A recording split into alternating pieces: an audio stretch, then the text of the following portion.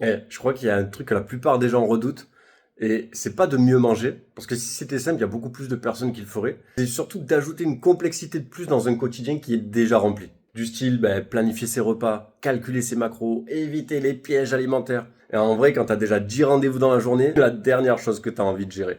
Et c'est là que la majorité des méthodes échouent. Elles te demandent de t'adapter à elles et de suivre un plan rigide, alors que toi, tu vis dans un monde qui change chaque jour. Alors forcément, ça ne tient pas, et tu culpabilises de ne pas avoir tenu.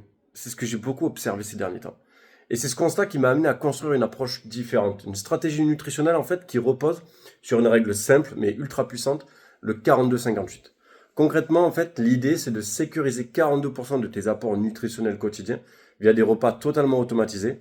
Et on parle pas de shake bidon ou des barres ultra transformées. On parle de substituts complets formulés pour répondre à tes besoins en protéines, micronutriments et énergie. Ok. Des solutions que tu peux prendre n'importe où, n'importe quand sans réfléchir.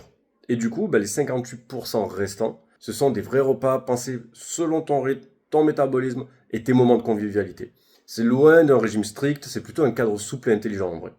Et parce que quand tu sais que ton corps reçoit ce dont il a besoin, sans surcharge mentale, tu peux enfin te concentrer sur ce qui compte vraiment. Tes clients, ta famille, tes objectifs, peu importe.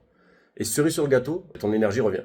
Ta tête est plus claire, tu ne vis plus dans le brouillard de fin de journée. Et tu vois, le but n'est pas de te faire devenir un expert en nutrition, juste de t'offrir un système qui s'adapte à toi au lieu de te rajouter des contraintes.